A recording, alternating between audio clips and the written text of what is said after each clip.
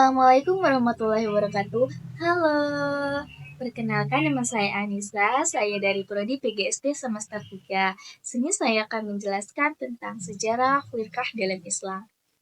Nah, berbicara tentang sejarahnya, dapat ditarik dari ke zaman ketika Nabi Muhammad SAW wafat. Mulai saat itu, bibit perselisihan antara umat Islam mulai terlihat. Hal ini tampak tak langsung dalam hal besar. Bahkan, mulai di mana Rasulullah dimakamkan dan siapa yang berhak menggantikannya. Sahabat Ansar menganggap jabatan khalifah haruslah dari kalangan mereka, karena telah menolong dan melindungi dakwah Nabi, sehingga Islam bisa berkembang besar. Di sisi lain, ada pula yang berpendapat khalifah harus dari tangan Bani Hashim. Nah, terpilihlah Sayyidina Abu Bakar As-Siddiq yang diteruskan oleh Umar bin Khattab, akhirnya menyelesaikan perselisihan. Namun, timbul kembali berbagai perpecahan antara umat Islam yang lebih serius semasa kepemimpinan Rasulullah. Nah, saat itulah muncul seorang Yahudi kelahiran Yaman, Abdullah bin Saba namanya, yang mengaku telah masuk ke dalam Islam dan gencar mempergadakan semangat anti khalifah Utsman bin Affan. Inilah akar aliran Syiah dan disusul aliran lain. Kemudian timbul usaha membantu ajaran dengan rumusan Hizbah sebagai reaksi terhadap aliran Syiah tersebut.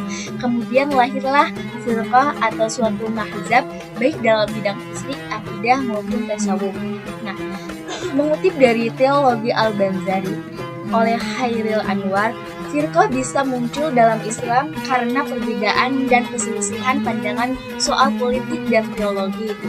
Nah, perbedaan inilah memudahkan suatu firqah mengikuti aluran lainnya. Nah, ada pula yang berbagai faktor lain yang menyebabkan munculnya firqah seperti dijelaskan hubungan penguasa rakyat oleh Yahya Ismail. Yang pertama itu ada cenderung berpendapat menurut pikiran sendiri, tajamnya perselisihan dalam bidang fikih, perselisihan dalam masalah asma, sifat dan perbuatan Allah Subhanahu wa taala, hilangnya kekuasaan politik Islam dan runtuhnya kekhalifahan, berani menetapkan kedudukan dan sahabat Nabi Muhammad SAW tanpa dasar yang kuat, perbedaan ikhtijat di kalangan sahabat, fantasi kesukaan bangsa Arab, dan perebutan jabatan khalifah. Setelah mengalami berbagai perdebatan soal pandangan, mulai dari siapa yang hafid dan bukan, cara menyikapi mereka, perilaku manusia di tangan manusia atau Allah, dan sebagai yang dilakukan sebagai berbagai firqah seperti Syiah, Khawarij, Mu'tazilah, dan Mu'tazilah. Ada pula aliran seperti Asy'ariyah dan Mu'tazilah. Nah, Asy'ariyah dibentuk oleh Abu Hasan Al-Asy'ari yang awalnya adalah Mu'tazilah. Dalam mimpinya, Abu Hasan melihat bahwa ajaran Mu'tazilah dicap sesat oleh Rasulullah. Ia pun membentuk ajaran baru yang dikenal sebagai Teologi Al-Asy'ariyah. Nah, timbul pula perlawanan yang menentang aliran Mu'tazilah di Samarkand, yakni aliran Maturidiyah yang didirikan Abu Mansur Muhammad Al-Mutaridi. Aliran ini tak tradisional Asy'ariyah, tapi tak juga seliberal Mu'tazilah. Nah, sampai sekarang peci hitam menyebut aliran yang masih eksis ialah aliran yang Maturidiyah, yang kedudukannya tersebut sebagai ahli sunnah wal jamaah. Maturidiyah banyak dianut umat Islam bermazhab Hanafi, sedangkan Asy'ariyah banyak dipakai umat Islam mazhab Syafi'i. Nah, lalu apa sih pokok aswaja ahli sunnah wal jamaah? Nah, ahli sunnah wal jamaah adalah istilah yang digunakan untuk menggambarkan umat Islam yang mengikuti ajaran dan praktik Nabi Muhammad SAW serta para sahabatnya. Ada 3 pokok ajarannya, yaitu pertama tauhid. Nah, tauhid itu menegakkan keesaan Allah, dan ada pula yang kedua sunnah. Sunnah itu mengikuti sunnah Nabi Muhammad SAW, dan ada yang ketiga ijma. Ijma itu konsensus ulama sebagai sumber hukum, dan ada juga yang keempat atau yang terakhir yaitu qiyas. Qiyas itu adalah analogi sebagai metode penetapan hukum.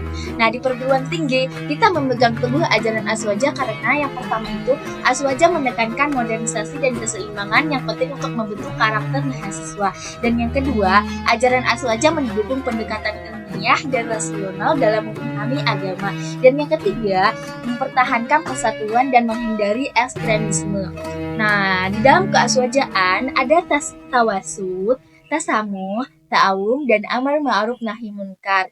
Nah, tasawuf atau moderat menjaga keseimbangan dan menghindari ekstremisme.